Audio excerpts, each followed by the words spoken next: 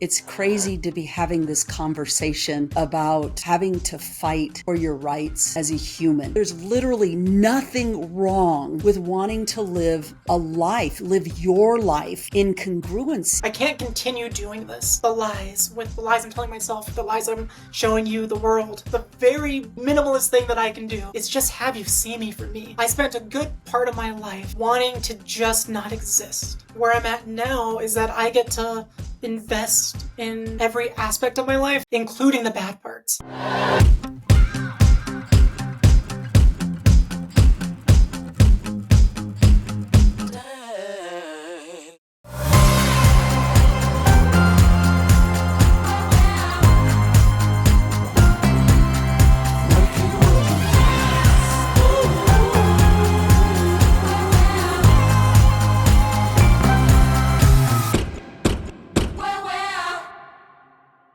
So, good morning, Bailey. Welcome to She is Mother. I'm really excited to have you today. I'm Dr. Charleanea Arellano. You're welcome to call me Charleanea, Char, Dr. Charleanea, whatever you're comfortable with. And I do go by the pronouns she and her. And how about you? I'd love for you to introduce yourself to the listeners. Yeah, thank you, Dr. Char. I'm Bailey Buckles. My preferred pronouns are she, they. My friends, they call me Big Bucks sometimes, so you're welcome to call me Big Bucks. I like that. Well, welcome. And, I do want to say thank you. I am genuinely and deeply grateful that you're here today. And I recognize that our conversation today requires courage. And for you to show up with all of who you are and sharing that with listeners, I think it takes a lot of courage. And I also believe that it's a gift. I do believe it is a gift to the world to share who you are and your story, because the way that I look at it, Bailey, is that if there's just even one person that's listening to this, that it's going to change, his, her, their world, then that's all that matters, right? I've said in my previous podcasts what's really important to me, and this is a deeply held value for me in terms of the podcast, She is Mother, is it is important for us to be having conversations. And it's important to bring individuals' experiences who tend to be in the margins, who tend to be, as we know in the current political culture, being erased or losing place in the world. I think it's important to have these conversations to normalize experience. I think that listeners and the greater community and our greater culture, I think it's important for them to understand the diversity among us, whether it is diversity based on the color of our skin, our gender identification, our sexual orientation, our religious or spiritual beliefs. This is what our country is built on, is diversity. And right now, I feel like we're that's being threatened. And I want to participate in an experience where this is normalized. And I think this is really important. And I think it's really important not only for it to be normalized, but to humanize it, to understand, when individuals are expressing prejudice or judgment or bias, sometimes what happens is they lose the connection to the actual person. Beautiful. I think I almost started crying just hearing you speak, just out what's needed, and just Yes. bring humanity peace. That's so Absolutely. Absolutely. I would love for you to share a little bit about yourself. Tell me a little bit about your story. What has your journey been in terms of what's gotten you here today? Yeah, for sure. I love that question just because it's so just like heavy and capable of just going in a million different ways. Mhm. And to like almost wrap it up and put a bow on it, which is pretty much impossible to do, just as everything is just always evolving. But I'm from Colorado Springs, Colorado. That's where I grew up. My background growing up from a family perspective is my dad was in the military.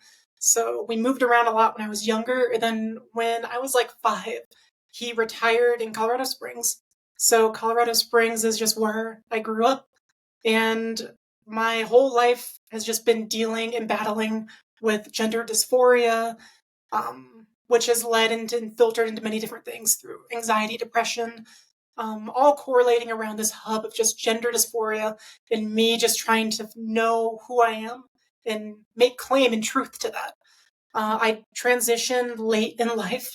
By late in life, I transitioned publicly when I was 26. So I feel like I spent 26 years of life trying to really just figure out who I am, just almost like from a gender perspective in the world, of just like, how can I just present myself in my most true and authentic form? And then after really starting to make that public transition, then I started realizing there was a second part to that journey, and that is now that I'm presenting to everyone who I truly am, I was like, I have work to do on actually discovering and figuring out who I am as a person. So I realized like the journey was not even like halfway complete at that point. So like ever since my public journey started, it's really just been finding out and rediscovering everything about myself, from relationships to friendships to just interests that I have, hobbies. And it's been a truly beautiful thing because there's such joy in feeling at home with who you are. And then there's even more immense joy when you're feeling that balance of like, I am truly a complete person. And I don't think I've quite hit that level of being like 100% complete, but the journey in getting there has just been beautiful. Wow. I love that. I love that. Bailey, as I hear you share a little bit of your story, there's a couple things that come to mind for me. One of those things is that, there are human experiences that are universal, regardless of whatever box we are put in. There's these experiences that are universal. And so it's interesting to hear a little bit about your story, because there's a piece of it that you can look at it from the universal lens of, we're all doing this. We're all, trying to figure out who we are and be comfortable in our skin and, figure out how we live authentically.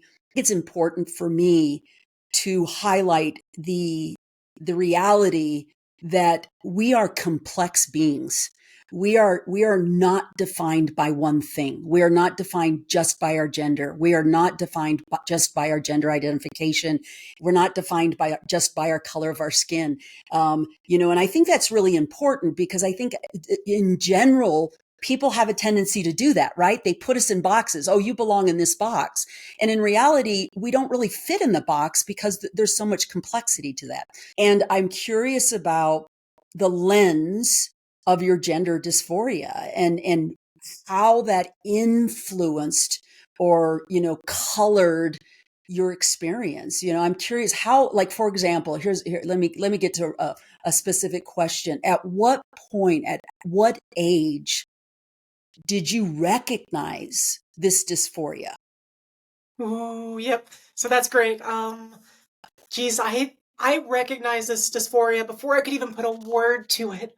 I would Mm, say like earliest memories that I have, even going back like as far as being 4 or 5, just early memories of dysphoria, of kind of just looking at myself in the mirror in reflection and just not feeling right with what I was seeing back, but also just from simple things of like seeing how my sister was able to socialize in this just girl perspective, being born in assigned female at birth.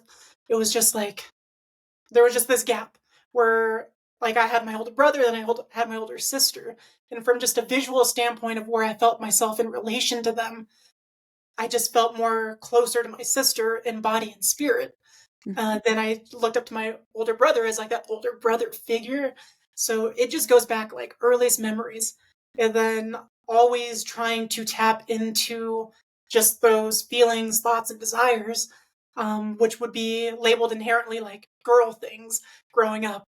Like girls play with the Barbies, boys play with like the G.I. Joe. Like I'm a product of the late 80s, early 90s, so that's the toys that we had. And just when it's like using, or when I would identify and like fall into categories that were deemed too feminine, being told like that's not what you should be doing, boys don't do that. And then just being mm, kind of like, well, why? Like, Mhm. why Mm. can't I wear this dress, mom? I don't Mhm. understand. And then Mhm. just like, you don't, and just being told with the response, like, you don't wear that. That's not what boys do. You wear this. And it just didn't make sense. But but growing up, it's just like, oh, okay, well, dressing this way I'm being told is wrong. So I just started associating that as early as I can remember, that doing what would be labeled as like girl or feminine things is bad, because it's like the more manly things that I can do, the more praise I get for doing those things. And the more feminine I would act or be perceived as, would I would mean I'm in trouble. So I can't do that. So those thoughts and feelings got repressed within me, even though but I was always conscious of it. And then I think really the pivotal point was like when I was a teenager, like definitely going through like the early years of puberty, it all just clicked. I just knew, like, right then and there, going through like classes in middle school where they're like, this is how women develop, this is how boys develop. And I was just like, oh no, like I do not want to keep becoming this man. Um, and I just knew it. I didn't know how to describe it. There really wasn't much talk when I was in middle school. There wasn't resources, there wasn't common knowledge of trans lives, trans existence. But I just knew. I was just like, that image that I'm seeing of what we're being told we're going to grow up into, 100% not me. Um, and I remember just starting to like want to dabble more into just expressing and being a woman. Like I Mhm. would, when no one was around home, like I'd sneak into my mom's room, my sister's room, I'd try on their clothes, wear their clothes, start feeling at home in how I was seeing myself. Um, but I just knew what I was doing was wrong in the sense of how I was grown up and what I was being told. But that was like definitely the pivotal shift, just right around puberty, of knowing, like, seeing the ultimate image of like men develop like this, and it's just like, that is not me. Well, and that would make a lot of sense because I think when we're little, right? Like when we're little kids, first of all, 4 and 5, with the exception of the genitalia, our bodies don't really look that different when we're little. But obviously, when we hit puberty, things change dramatically, right? I believe that people are really simplifying this experience. This is just not your physical body. And you actually did a great job at describing that what it started with was your internal experience, like your interests, your propensities, the things that you were drawn to, the things that you wanted to do. Those are internal experiences. It doesn't matter what physical body you're in, right? And it sounds like that's where it started. And then the physical part came a little bit later, and it really kind of hit home when you were understanding puberty and how the body's changed during puberty. And I'm curious about your perspective about what people think transgender actually is. Yeah, I think you just touched on it a little bit. I think the common knowledge of like what someone would assume trans identity is, being transgender is just very external. It's like, oh, you are just putting on a disguise or a facade. It's just this pure 100% like external fabrication, which just and I get why. Like, we're so socialized as a society for things to just be in this binary category. We see it how when you go grocery shopping, there's gendered items marketed for men, there's items marketed for women. And it's just this binary thinking of like, well, men are men for this reason, women are women for this reason. But like, trans identity is just so fluid, and it's just truly this umbrella that it's become, um, because of that fluidity and being in that just non binary aspect of things aren't just what they would seem to be in this binary world of just black and white, zeros and ones. Um, Trans identity is just so fluid and so personal, because it's not just this external shell that's involved that everyone just wants to assume. Um, it is just every aspect of your identity. It's every aspect of myself. When I know who I am to my very core, then when we think about it too, like we already know that the world isn't binary, but we just have this rigid understanding and resistance to not go beyond that. Because when we look at the interests of even cisgendered women, we are very well aware that not every cisgendered woman does things that are like, oh, I just want to wear frilly dresses and stay in this just kind of perceived notion of what womanhood is. Like, we know that you can be as perceived as really whatever interests and hobbies that you would like to do. Like, if you don't want to just do these deemed feminine things, you can go and be an athlete. You can go and do and succeed in football, flag football. You can do just athletics, but you can be so much more than just this binary. I'm not capturing it exactly how I want. Like, I can't get the thought out, but Yeah. No, I hear you. And as as you're speaking about this, Bailey, one of the things that's going through my mind is, what would happen if we were more fluid in experience, and that's not just even gender. I'm talking about in every aspect. Like if we were a culture that just the typical was fluidity, how would this change people's experiences, and if there had been the fluidity, do you believe it would have changed your experience? oh, absolutely. My experience would have been so different. And the experience today would be so different if we didn't have those just rigid norms just to categorize everything as just male and female. There would just be Hmm. so much more acceptance, and the acceptance wouldn't even seem like acceptance because it would just be like, this is humanity. We as a species, this is who we are. We aren't binary. Hmm. I think like we wouldn't be having this fight that we're into today, where we're really just trying to justify what basic human rights are. And Hmm. that's within this trans bubble that I'm in, but for everyone, whether you're black, brown, Asian, Latino, like you're seeing this fight for defining humanity. And that's really just due to this binary world that we're living in, and the fact that we have to justify what acceptance is.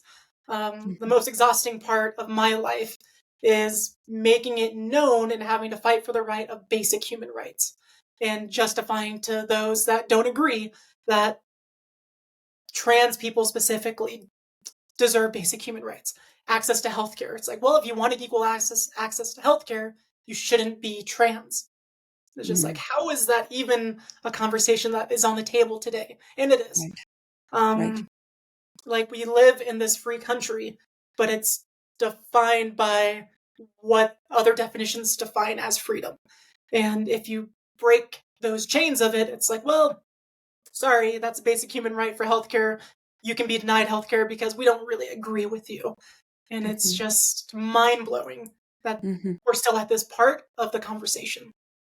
It is crazy, isn't it? It is crazy. And I'm actually concerned that we are going to take several steps backwards with our current political climate, which is very disheartening. And at the same time, it's crazy. It's crazy to be having this conversation about having to fight for your rights as a human because somebody disagrees with your choices and decisions to live a life of congruency. There's literally nothing wrong with wanting to live your life in congruency.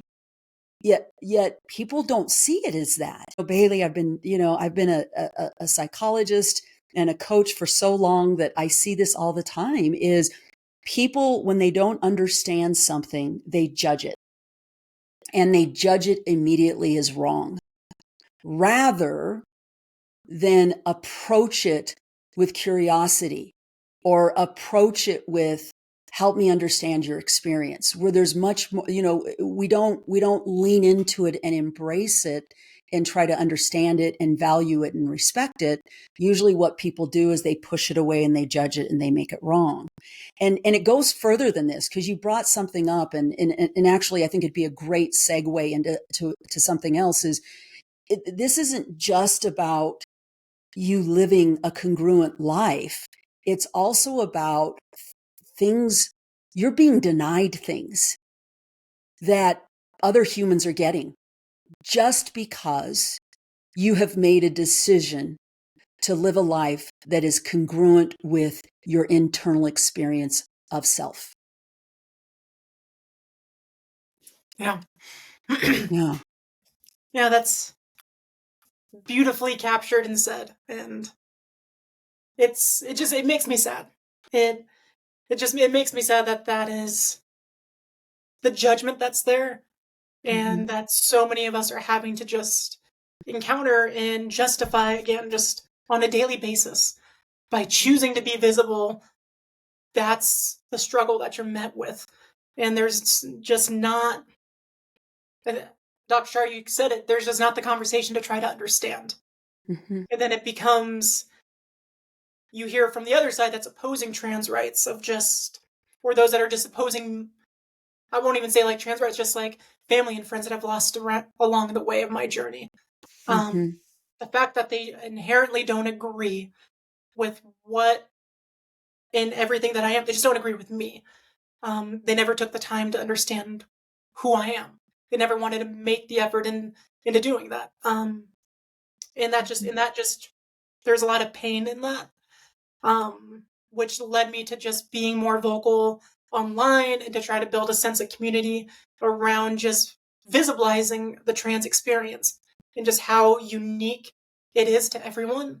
Um, because those rigid norms of just being in the binary are so reinforced once you become trans. I was kind of smiling as you were sharing, what you just shared, and I'm kind of laughing on the inside because I consider myself a cisgender woman. And I feel very congruent in the sense of I love being a woman. There are things that I love. I love being in a woman's body. I love being feminine. I love smelling good. I love wearing jewelry. I love wearing makeup. I love all those things, right?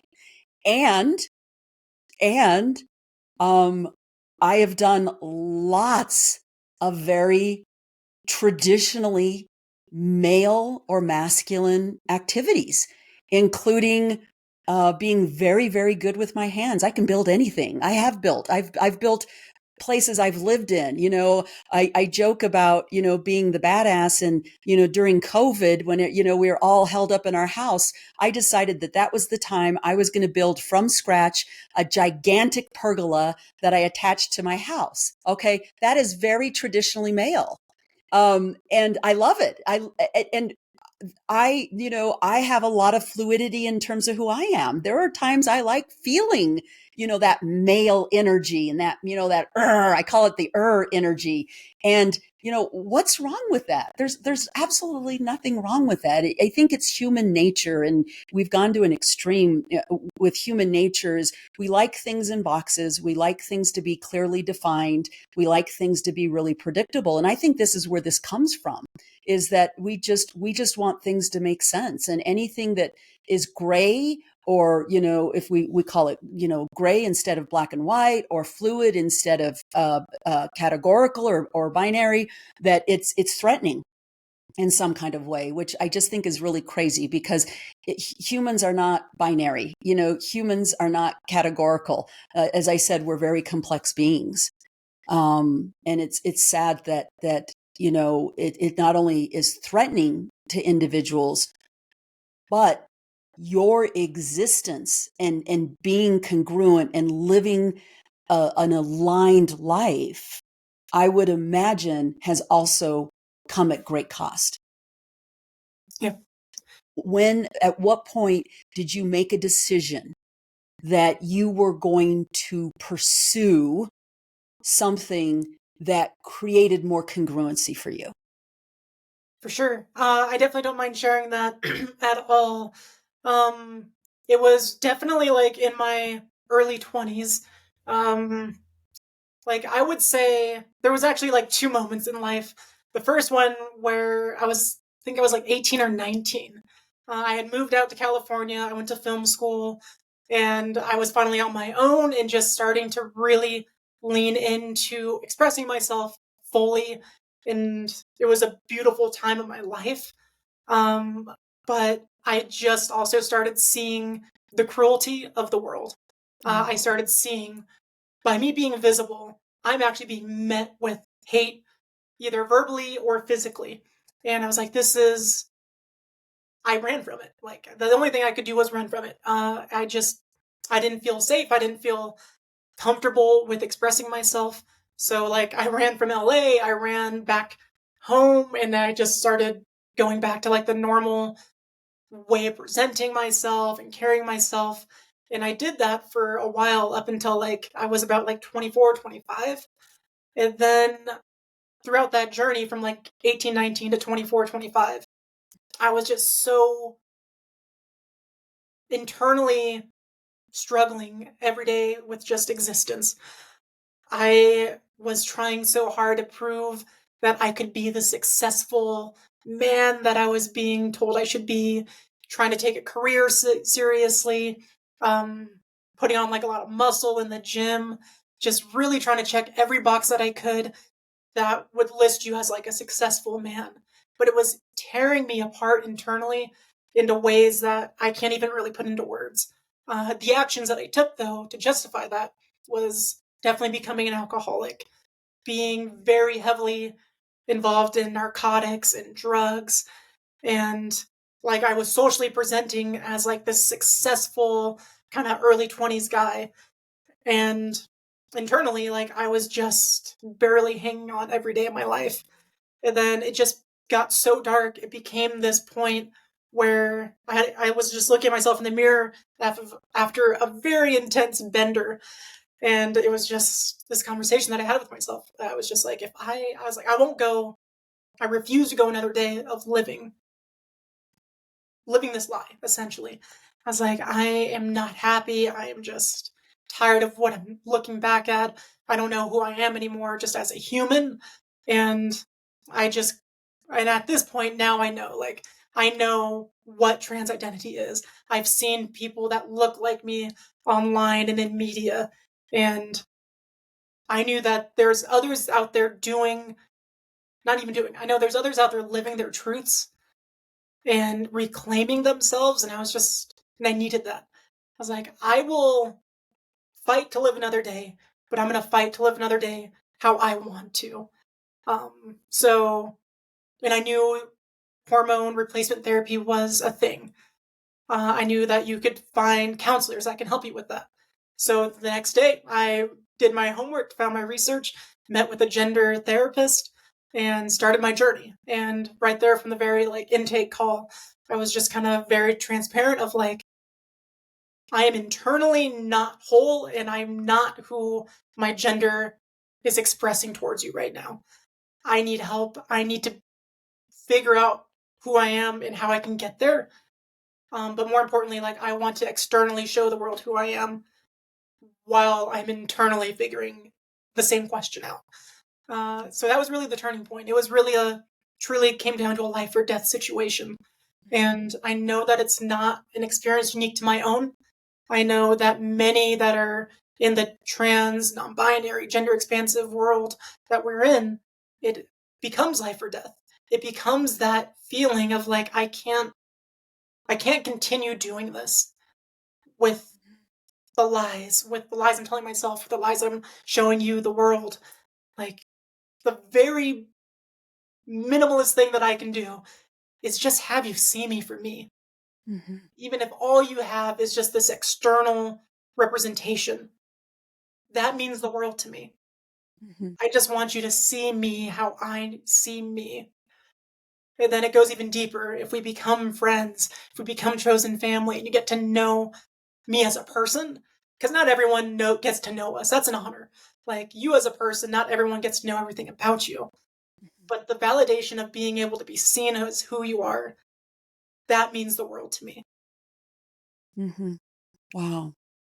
Thank you for sharing that, Bailey. And I genuinely feel sorry and have a lot of compassion for you to go through what you've been through. And again, it's so important. I think it's so important for people to hear is this is not something, light. This isn't, what car do I want to drive, or, what pair of shoes do I want to buy, or how do I want to spend my money?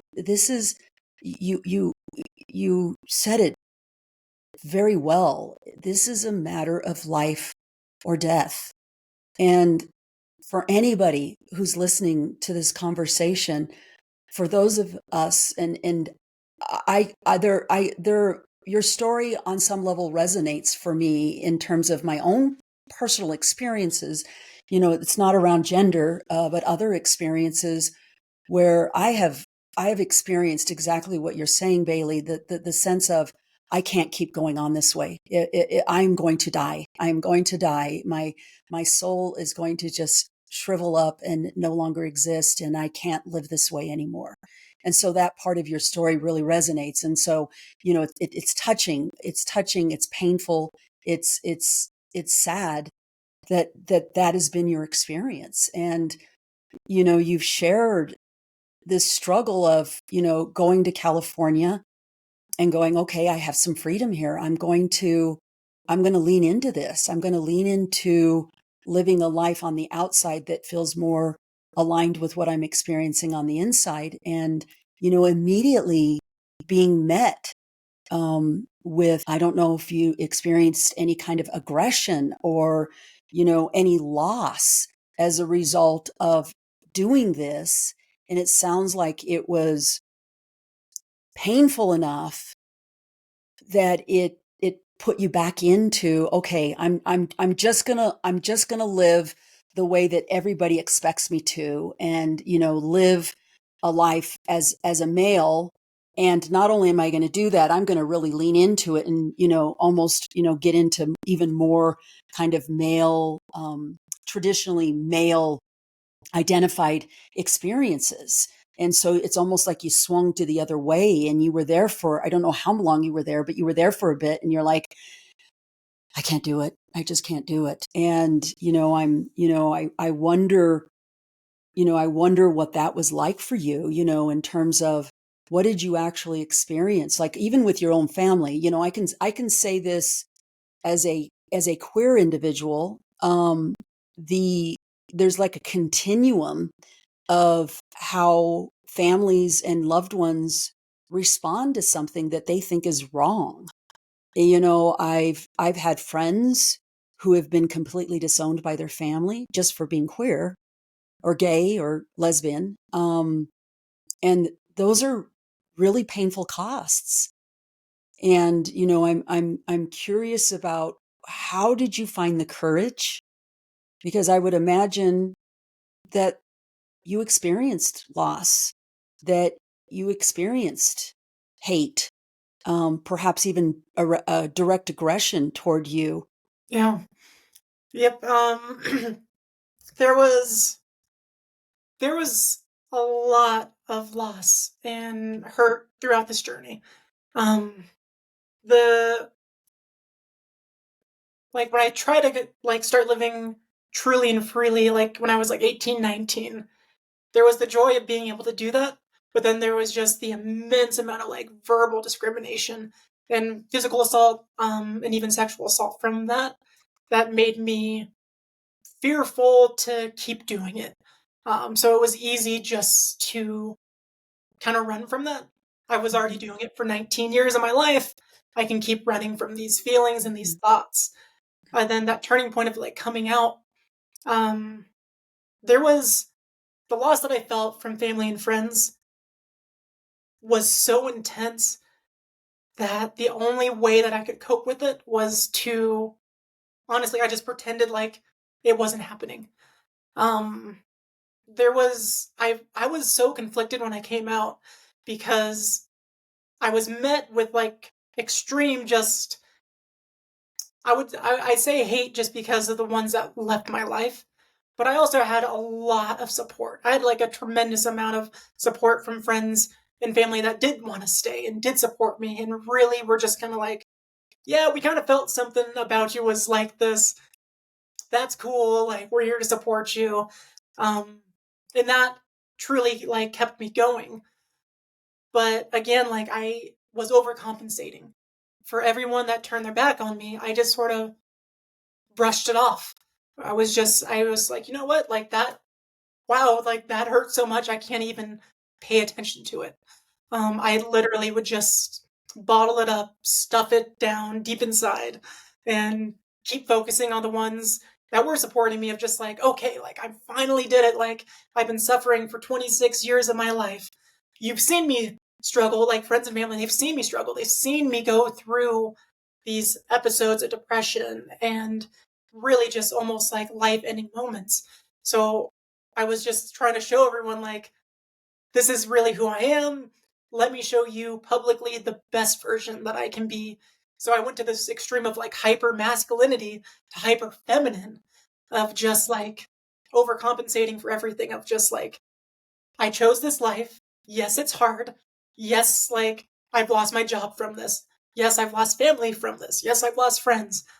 But this is me. It's cool. Like, I got this. Like, and I did that for a long time. I want to say like all the way into like my early 30s, I was pretending that every loss, every battle that I was really losing didn't affect me, didn't impact me. It hurt. And then eventually, like, the bottle cracked. Um, the grief that I just kept stuffed down, it just broke. And this was definitely around like the pandemic time that altered so many of us in different ways. I went through more loss, just more loved ones that I cared about, that like said we were chosen family. They decided they didn't want to choose me anymore, and that just really destroyed me. Um, and I just became so angry, because that bottle cracked. Um, Feelings that I had from my childhood were just resurfacing. And I was the angriest I think I've ever been, for a good, like, probably 2 years of my life. I would not make plans to see anyone. Friends that have supported me ever since I came out, I just stopped talking to altogether, because I was just kind of thinking to myself, well, clearly at any given moment, someone is going to stop wanting to love and be in my life because I'm trans. Because somehow they've made my journey about them. They've decided they don't want to have to justify having a trans friend in their life anymore because they're being influenced in whatever ways. So I just was ending everything on my own. Which then that even caused more pain on my end, just because friends that have honestly did nothing wrong, I definitely, I definitely ruined those friendships. Um, out of fear of losing them, I just made them go away. Um, Mhm. and then throughout this pandemic of just like isolation, loneliness, this immense amount of anger that I was feeling toward just everyone in the world. Um, like I had Amanda in my life, my partner, and it was just like I had this mentality. It's like it's you and me against the world. Like as long as I got you, things are fine. And I just realized that was also an unjust way to put her in a relationship, of like giving her like my everything, of like it's just me and you against the world. Um, because I realized that I want us to have more in the world. I want us to have a bigger stake in our lives, in the lives of those that we still have. Like I just felt like our love was too great to just keep confined. And I started breaking free from just this like anger cycle that I was on, this anger and grief cycle. But yeah, it was a wild time. The pandemic definitely was a turning point. Yeah. Yeah.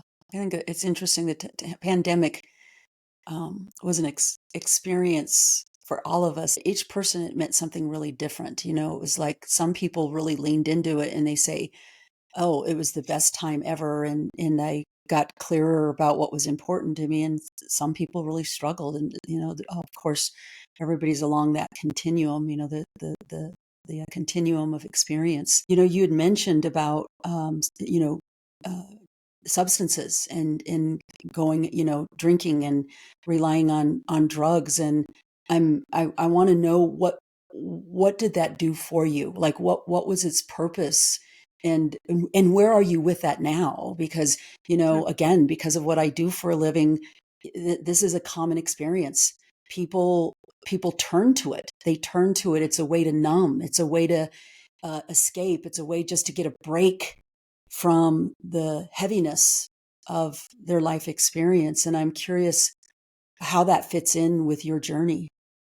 For sure. Yeah, like my journey through being like an alcoholic, being just really, really heavily into, again, narcotics. It was an anchor in a very hard part of my life. I say anchor loosely because I was very well aware that this addiction that I had was not good, but it just made me forget of this dual life that I was living. Um, it was it was so freeing to know that like I was teetering this edge of like I'm doing hard drugs. Maybe one day I just don't wake up from it. And Mm. that's cool. Like it's exhausting presenting masculine. It's exhausting pretending that these aspirations and everything that I have that I don't want truly are mine. Mhm. So it was just this way of like flirting this line of life or death in something that I felt like I can control, but also was very much like teetering on like, okay, let me do a little bit more this time. Mm. What do I wake up from or not wake up from? Mhm. And that's what kept me going.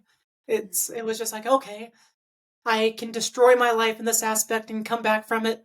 And I'm so good at pretending that I'm not an addict that let me just keep pushing a little harder. Let me just keep pushing a little harder.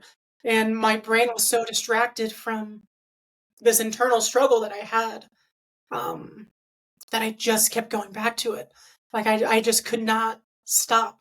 Like it became, I remember like when I first started like doing cocaine, it was just like, okay, I'm gonna go to work, I'm gonna work out, and then I'll go to the bar, have some fun, and that's it. It's just a bar thing. I'll only do it when I'm out. And then that became, well, I'll do it at home too, even if I'm not at the bar. And then it became, well, now I need to do this before I go to work because I'm just all not right. And then it became, well, I'm still not right at work, so now I need my little fix to get me through the workday.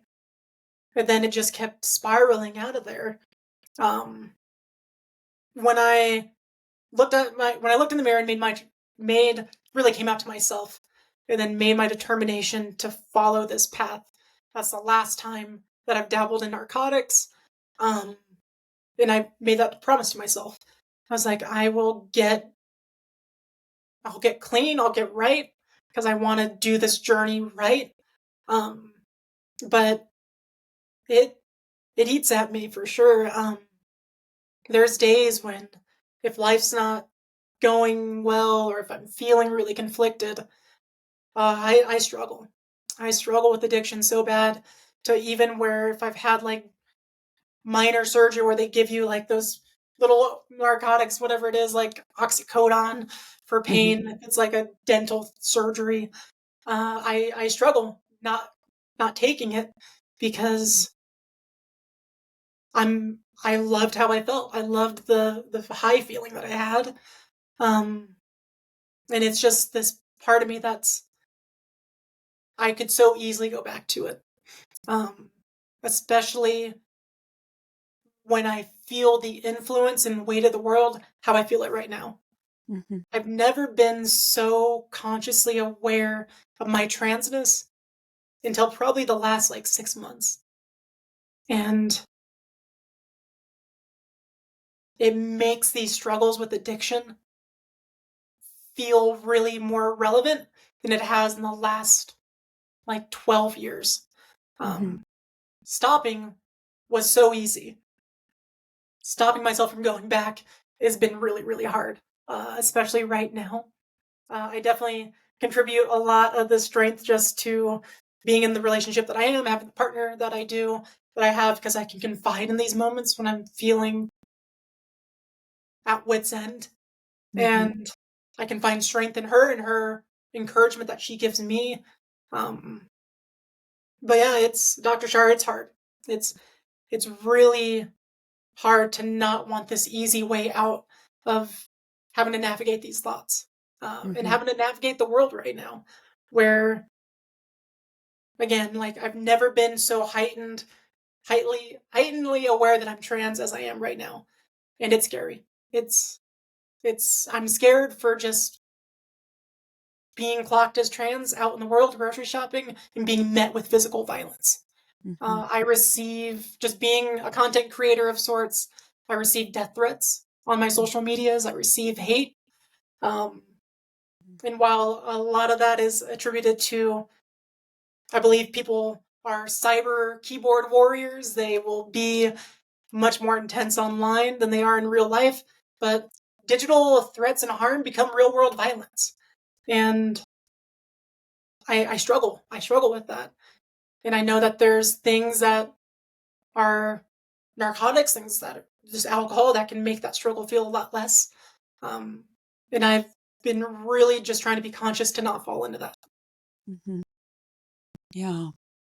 I can only imagine, Bailey, that just the intensity of this struggle. I mean, and especially now, I hear you when you say the last 6 months, you haven't been, you're even more aware of your trans experience in the last 6 months because of what's going on. And yeah, people get a lot of courage on social media and they say things that they probably never say or do if they were facing you, but you don't want to take that chance, right? Um, I get the struggle. I get the struggle with the alcohol and narcotics, and it's interesting to hear your experience because I hear two things. I hear one is sometimes it's just a relief, just to not feel what you're feeling. When we alcohol and drugs can dull the pain. It can dull the pain. Yet I also heard another piece of this, and that is that you were kind of flirting with your own death. Like it's like, gosh, when people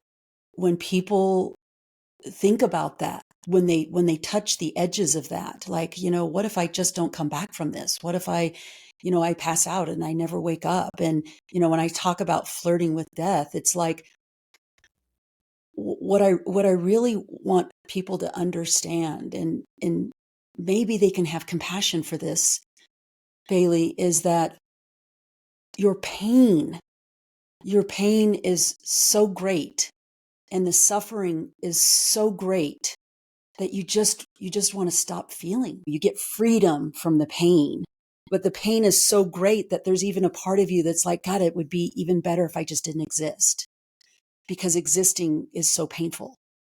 And I'm I hear you say that this is even a struggle today, especially today, with feeling even less safe because of what's happening around us right now. And so I would imagine that going back to that is even more tempting because, we can't stay in these places of pain and fear, indefinitely.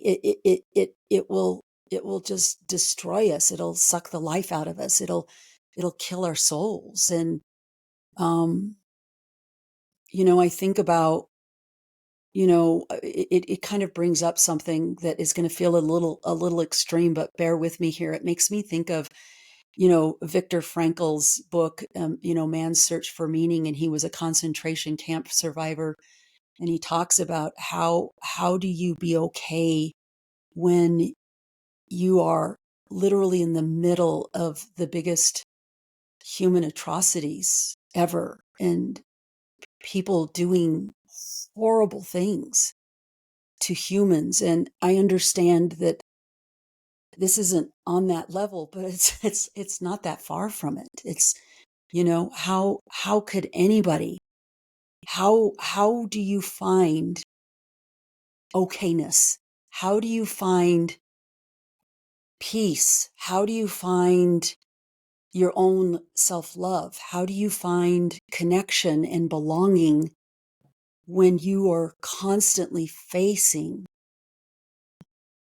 hate, lack of understanding, people wanting you to be gone, wanting to erase you, wanting to hurt you? How do you find your okayness in the sea of all of that? Yeah. That just, I find the okayness. It's been truly through this love of the outdoors that I've really journeyed with and connected with throughout my transition journey. Is just being in the outdoors, and that's through hiking, trail running. I live in Colorado, so I get the great luxury and privilege to have quick access to the mountains. And I love to explore. I do a lot of solo adventuring, and I love being a solo adventurer because I really get connected to myself in these experiences through day hikes, just through adventuring that way, and it's a beautiful thing. I mentioned just a moment ago just how I've never been so aware of my transness until recently, but I really didn't understand and feel like I was aware of myself until I really discovered being in the outdoors. Always grew up hiking and just being involved in the outdoors. It was definitely always done as like almost this extracurricular thing to do. Like, well, let's just go for a hike. Like, it's right there. Why don't we just do a hike? And then I remember even like getting into climbing 14ers, which are mountains higher than 14,000 feet. Um, that just seemed like a thing to do. So it's like, oh yeah, like let's go with some friends and go do a 14er. Why not? But there was no connection to it other than it was just this kind of just extracurricular thing. And when I found myself really alone in just my journey, feeling really disconnected, realizing that okay, I still have work to do with myself, and I just started hiking. That just really opened up my spirit, my soul, of just feeling small in the world in a way that made sense. Nature, you just realize like when you step out there and you're truly just like not even off the beaten path, but you're just in nature and you're away from the city and the city lights and the city sounds. You can feel really small, but I find so much connection in that because in that smallness that I feel, I'm also becoming so aware of just the beauty of the world that's around.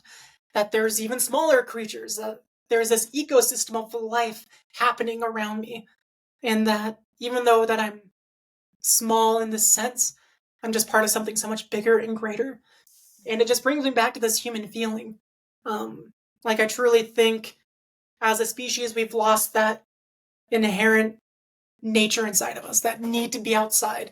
The fact that putting our feet on the ground and just feeling the grass beneath our toes and just going out there and also saying hugging a tree.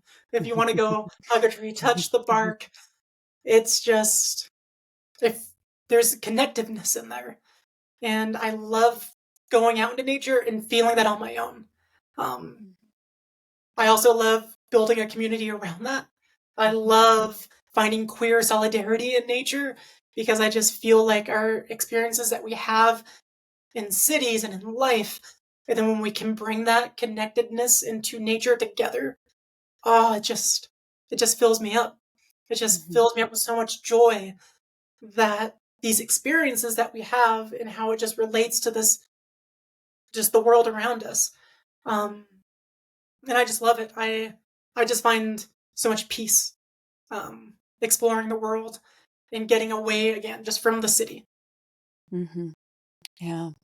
Nature is a very powerful experience. It really kind of takes us to the core of who we are, and we forget that, right? We forget that we are uh, part of something much bigger and much greater than ourselves. And it makes sense to me that nature would be a solace for you, because I think the other thing nice about nature is that there you have that innate, it's like it's in your wiring. You don't have to strive for it. It's an innate draw to you belong. You don't have to justify, you don't have to rationalize, you don't have to defend. You just belong. Everything in nature is, as well as you in nature. You just are. And there's something that's very beautiful about that and very powerful about that. And I mean, you are fortunate to be in Colorado. I'm also a Colorado native, so I know exactly what you mean.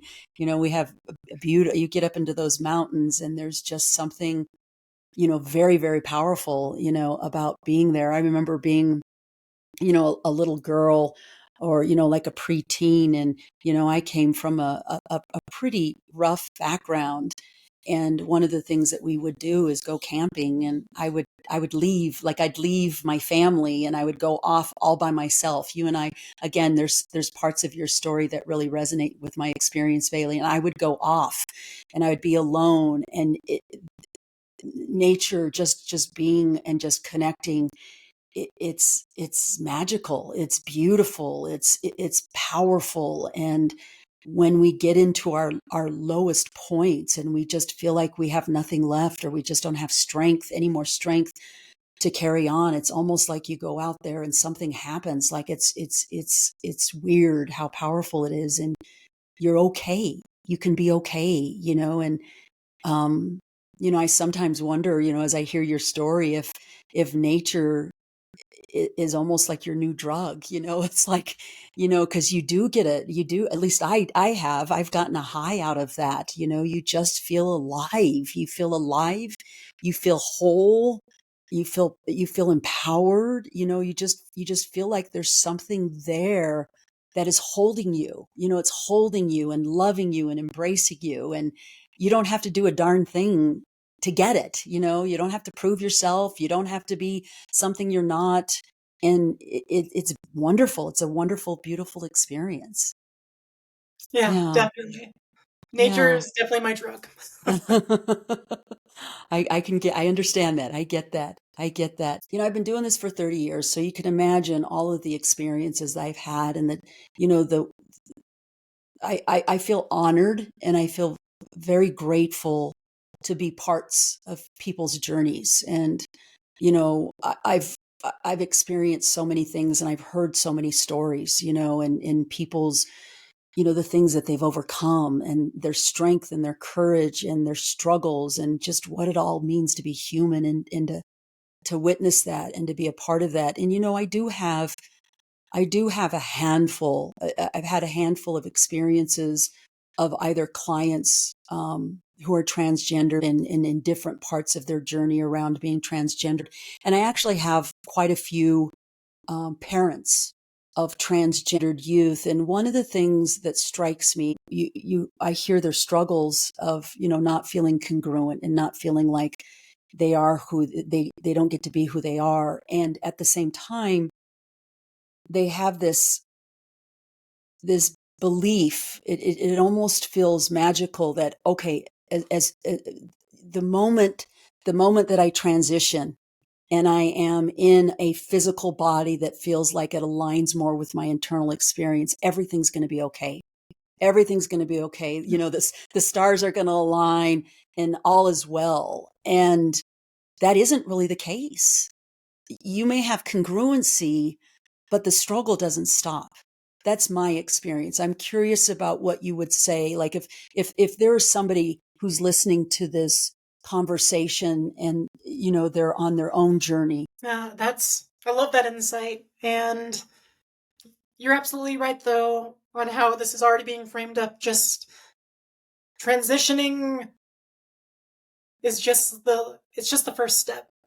Um, that it's not the cure all. It's treating some symptoms for sure.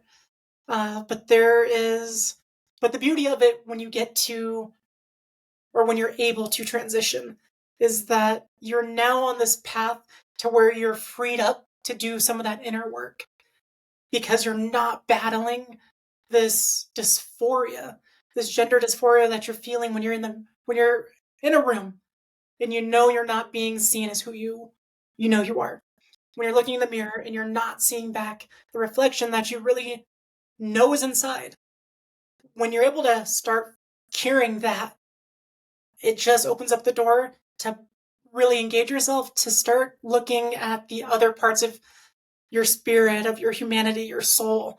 And there's beauty in that, because you're not fighting yourself from every corner. You're now able to start devoting yourself to yourself, if that makes sense. Mhm. You've removed a big barrier and a big obstacle, um, and you get to start figuring yourself out. You get to start really analyzing and learning and relearning. Like, Mhm. was this truly my passion? Was this hobby truly my soul's work? Or am I freed up to pursue something else? Am I able to devote myself into this other field that I've always wanted to dabble into that I never felt like I could? Um, or this activity. And I think that's so beautiful. I definitely struggled with that. I went from hyper masculine to hyper feminine. I was definitely hugely involved in the gym when I came out, and I felt like lifting weights and all that when I decided to transition. I even went very binary, and I walked away from it. I was like, oh, I can't do that. Girls don't lift weights, even though I had cis women female lifting partners. So it's just odd, like how we just again start viewing these extremes. Um, but the work that is needed still on my own journey that I'm still working on, figuring out who I am. I think it's a beautiful thing because the biggest obstacle has been removed. Mm. Mhm.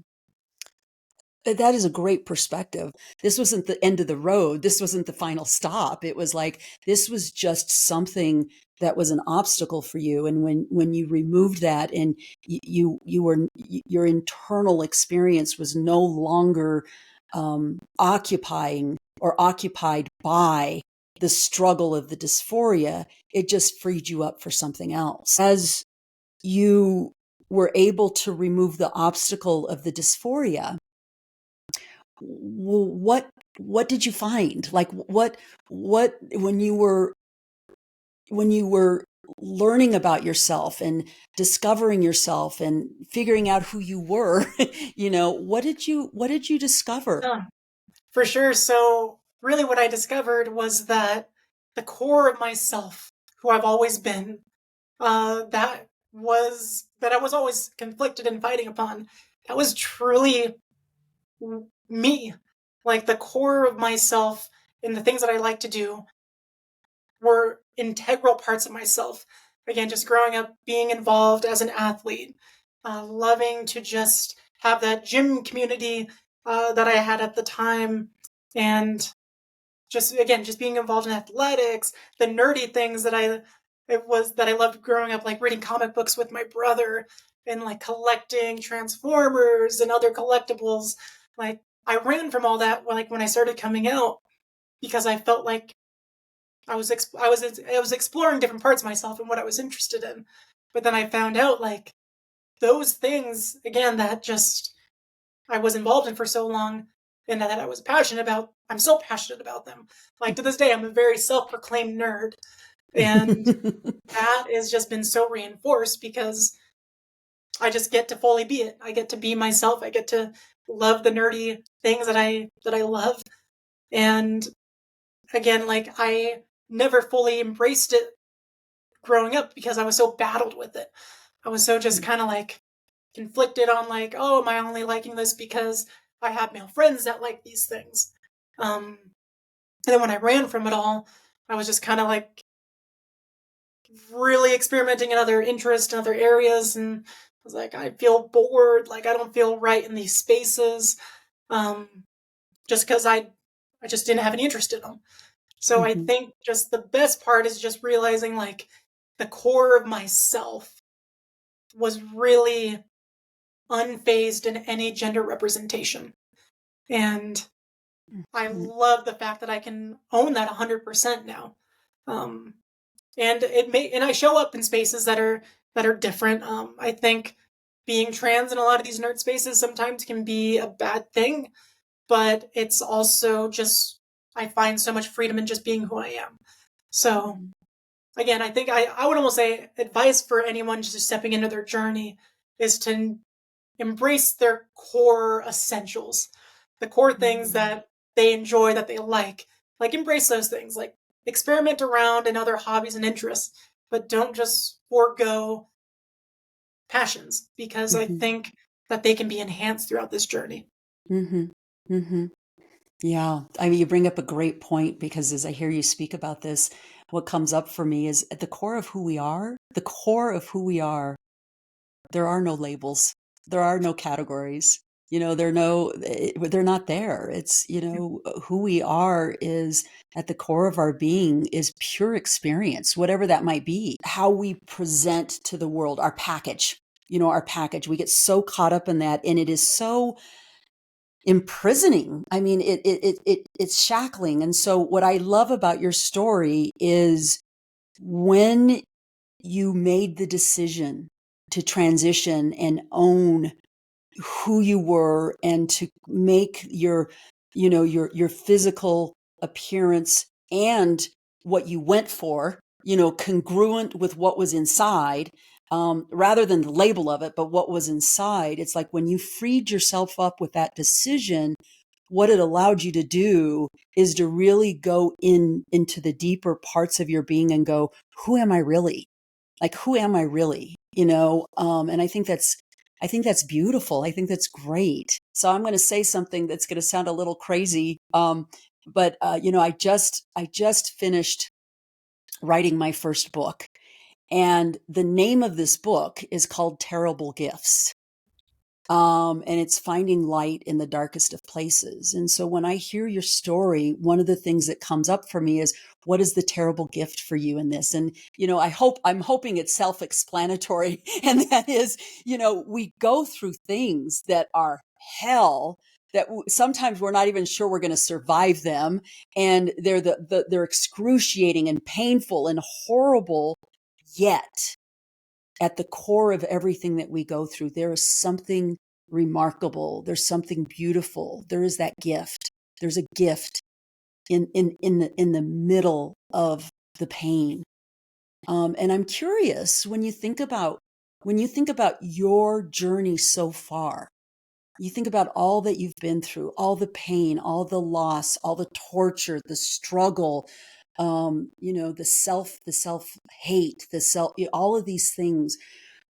When you think about going through those, what has been a gift for you? Mm. I love that. I'm very intrigued. I also want to read your book when it comes out. I'm Thank you. looking forward to that. And oh, geez, like I would say that I've been able to, I've been able to put life into my life. That has been the biggest glow, the biggest opportunity of this journey, is that every day, every moment, I can put life in my life. Um, Throughout all the pain and the torment and the loss, the grief, I get to invest wholeheartedly into me. And I get to do it for me. A power that I didn't know I had for the longest Mm-hmm. time. And that's just been truly beautiful. And I think that is something so untapped into our life and our experiences that I really like. I love to talk and celebrate trans joy and queer joy. And I think that's really it. And I also don't know of a lot of people that aren't trans or queer experience life to that capacity. Because we've come, at least for me in my journey, I've come so close to the edge of never coming back. And then I get to just reclaim it, and I get to enjoy it, and I get to really, again, just put life into my own life. I just think it's beautiful. Choosing life, I guess the root of it, the core of it is that I spent a good part of my life wanting to just not exist, investing so much things into just ultimately like not taking steps and actions to ruin my existence, to ruin every piece of enjoying my time here. And where I'm at now is that I get to invest in every aspect of my life, including the bad parts. Like, because right now it's hard to live. I say it's hard to live because I'm just exhausted. I'm exhausted of having to prove myself. But I get to invest still. That still gives me life though. Like everything, the good and the bad, I get to experience that wholeheartedly. And I want to experience that. That is just me like putting life in my life. Like the joys are so joyous, and the grief is grief and it hurts, but I'm not running from it. I'm learning to embrace all of that.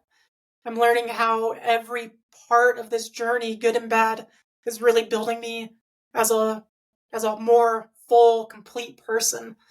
And and I love it. And I'm almost like I almost want to say like I'm addicted into experiencing these emotions that I've ran from. Because I ran from grief for a long time, and I also ran from joy for the longest time. And it's been very unique to like know what it's like from both spectrums and to just get to embrace it. Um, and I want to, and I want to like, I just want to exist so bad that it's been a fun journey to do it. I Mhm. get to apply myself in this moment 100% because I'm not so concerned with appeasing someone else. I'm not worried about appeasing someone else's version of me for tomorrow, that I'm truly enjoying this moment today. Wow. I couldn't have said it any better, Bailey. How wise. And there's also something else that you didn't actually say these words, but I wonder if this will resonate with you when I say this is when you've experienced the pain and the grief that you've experienced and you come out on the other side of that, you trust yourself. You trust yourself to go, I can do this. I can experience this. And when you trust yourself, you're more present to what is. And that is what life is about, living life fully, right? Is being present to what is, the pain and the joy, the hard time and the ease, the fun and the difficult. That when we have that trust in ourselves, that hell, I've walked through fire and back several times and I'm still existing. You can lean into things that you might have been afraid of before. And then what it does is it just expands. It expands the beauty of human experience. And what a gift. There are a lot of people, there are a lot of people on this earth today that never experience that because they are so filled with fear and they don't have the courage to face what it is they need to face to get out of their way to live life fully. And so that is a beautiful gift. That is a wonderful gift. Bailey, I want to follow up on something. You said that one of the things that has come out of your experience is really embracing queer and trans joy. I want to hear more about that. What exactly is that to you? Oh, yeah. So just this trans joy, queer joy, that is our collective experience. The just everything we just have been touching on.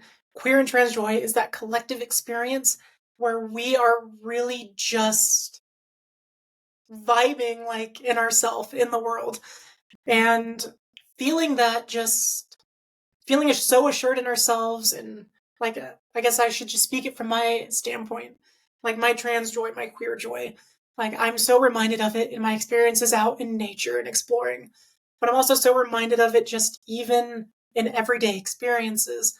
And it's just that affirmation, it's that affirmation of a life justified, I guess, like of knowing that I'm here, that I'm Mhm. here, worthy. I'm worthy of what the world is providing me. I'm worthy of what I can provide to the world.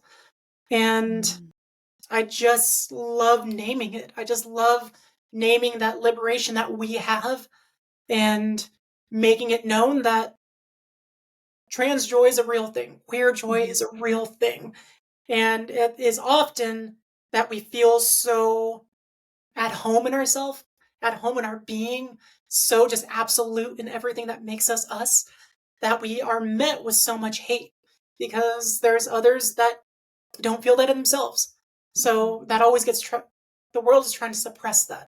Mhm. We're always like trans identity has been so villainized lately, especially Mhm. in the last year. Mhm. And that is being villainized because there's just so much validation and freedom in us existing. Mm-hmm. And when you really start analyzing, it's just like, oh, why are people threatened by just my trans existence? Like, I'm out Mm-hmm. here having a good time. And it's just like, there's just something threatening when you see somebody being fully themselves. And I wish it wasn't that way, but I just love to celebrate it. It's Mm-hmm. I'm having a hard time, I guess, putting words to it, words to the feeling. Well, sure. Yeah, I understand that, and I think part of the reason it's hard to put words to that feeling is because it's so big, and it's so big. There's not a word that really adequately defines the experience. And yet, you talked about the queer and trans joy, and something that came up for me as you were describing that, and you were talking about the freedom, that once you pulled these things back, you overcame these obstacles, you got these obstacles out of the way. At the core of who we are, Bailey, and anybody will know this, if you've been around a baby, we we are joy. We come into the world, our essence is pure joy. And our life experiences, the pain, the hate, the rejection, all of the things that we experience take us away from our natural state of being. And it sounds like for you, and I don't want to diminish or minimize the struggle. This is, I hear you and I understand that this has been a very difficult journey and painful journey full of struggle. And it has actually taken you to who you really are. And at the core of the core is joy. And you are experiencing that. You get to go there. You get to be there. And I think that's beautiful. I think that's beautiful. And I do believe that that's who we genuinely, authentically are. We just get so far away of it. And our human experience and our humanness will often take us away from that. And there's nothing greater and nothing more beautiful than to be able to have those moments where it's just pure joy, pure belongingness. That's wonderful. Yeah, yeah, it's Love it. great. Love it. Yeah. Let's fast forward. Let's get you right to the present time, present moment. You've made some references to present time. You can have the good stuff, the joy, the being out in nature, the sense of belonging, the sense of congruence, the sense of I'm living. I'm curious about presently if there's contrast. Like, are there other things that are happening that aren't so great? Like, it's not the good stuff, it's the hard stuff that is happening in your present life. Oh yeah. Yeah, definitely. And thanks for just bringing that balance into everything because I get lost in talking about and celebrating the good things, especially just in this dark time that we're in right now. And I say dark time just because we're really experiencing a severe rollback in civil rights. Mm-hmm. Mm-hmm. And that is just super hard and that's super Sure difficult is. navigating through. And I'm just so consciously aware of it as I'm trying to like help fight for it in the ways that I can.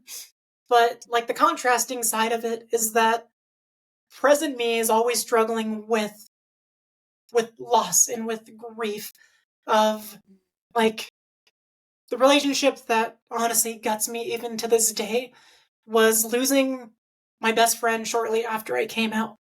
We grew up together since like the second grade, 20 plus years of friendship, went through so much together.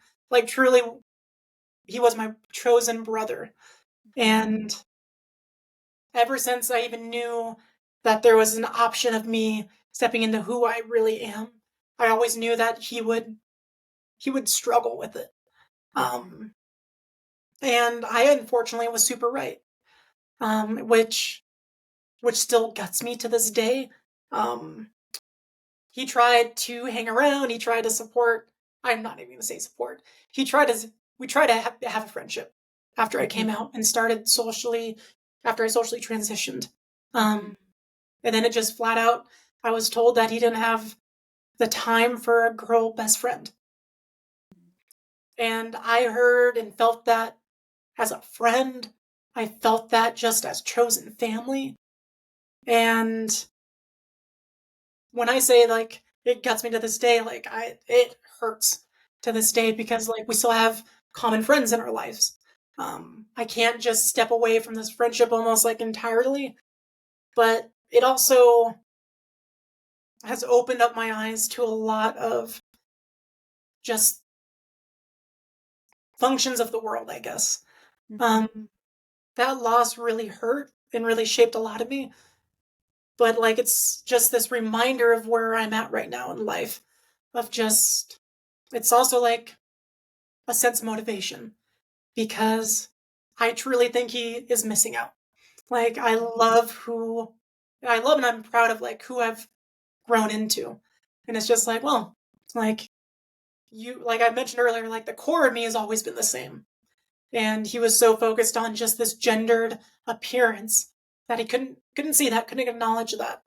So that really does just kind of fuel me into just how I navigate the world today, whether it's the political climate that we're in, whether it's just this mass rate of rolling back trans rights.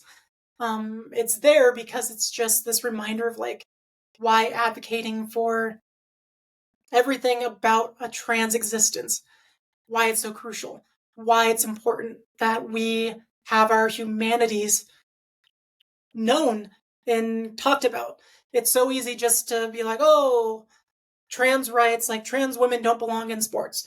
Trans women don't belong in public restrooms where where they should be. Um, and we don't hear about the humanity of the people that these bills are impacting. Mhm. And I find it so important just to uplift that human piece because when we don't, there's real life consequences and real life pain that gets associated to that. Um, and I just find it so important that everyone needs to remember that behind every headline of a trans civil right being rolled back, there are brothers, sisters, family, friends that is directly impacting. And you should probably check in on them. Mhm. You should check in on your trans friends because your trans family, because these consequences can make a lifelong just internal struggle of things, I guess. Mhm. You're absolutely right, Bailey. Thank you for sharing that. It's every every one of us that is living and breathing. It is our birthright. It is our birthright to be able to exist as who we are and to have what it is that we need for our physical, emotional, spiritual, mental well-being. And there's absolutely no reason, no justifiable reason that that should be afforded to one over another. Because at the end of the day, we are all human and it's our birthright to have exactly what it is we need to be okay.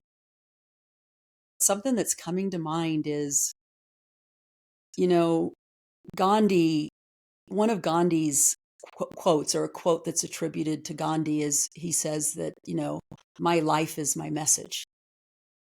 And I think that's a really powerful idea. I'm curious, if you were to look at your life, what is your message? What is its message? What's your life is a message? What is it? What do you want Ooh, everybody to know? what would my message be? Huh, that's really, I think it would just be, my message would just be to just to keep going. I I don't like the word resilience.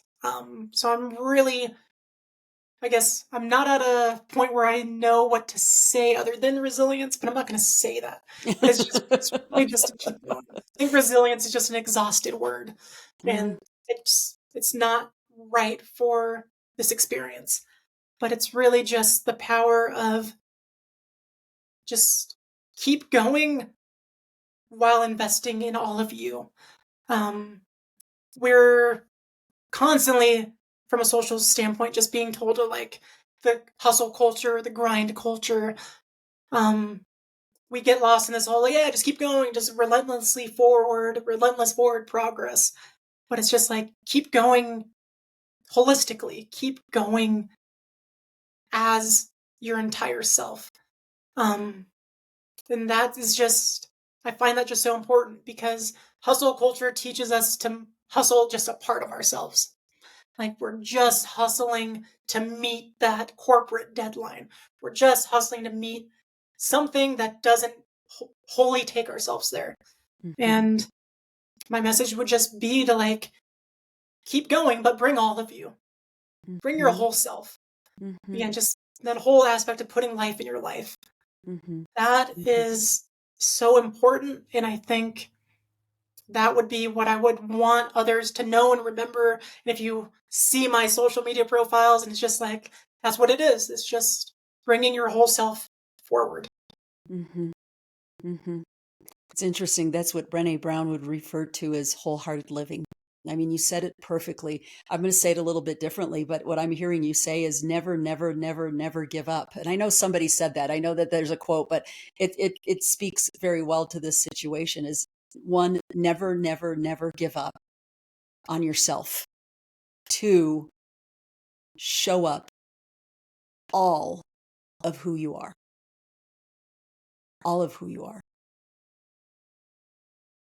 all the time. I love that. Yeah. Yeah. Thank you. Thank you, Bailey. I'm not sure, before we kind of bring this to a close, is there anything that feels incomplete or unfinished that you would like to share? Mm. You know, Dr. Char, I've just enjoyed this entire conversation. And to your point, I think we could probably talk for the better part of the day. Yes. You know, I don't think there is a part that it feels incomplete or something to like put the bow on it. I think anything that might even feel like there isn't that sense of completion just speaks to kind of just the importance of having these conversations that we had today. I think being a little bit incomplete is also kind of a good thing, kind of an important thing because these conversations can truly keep happening, can keep going on. Should be should be happening with those in your life. If you're watching this podcast or listening to this podcast, like I hope you have conversations like this with your friends and with your family because I feel good having them and I love having them and I'm walking away today even with more things to just research and to develop off of just some of your recommendations. So yeah, I think Yeah. that would be where I'm at right now. Well, thank you. Thank you. Yeah, this is always constantly, we're constantly evolving, right? There is no completion. We're constantly evolving, we're constantly growing, we're constantly healing. And even these conversations can be transforming and they can be healing and they can be empowering. And again, I want to thank you. I want to thank you from the deepest part of my heart, Bailey, because I recognize and appreciate how much courage it has taken you to be you and to live as you. And not only that, but to come and speak about it today. I trust wholeheartedly that this will reach those that it needs to. And my hope is right there with yours that this will encourage more conversation because I think there needs to be a lot of conversation around this.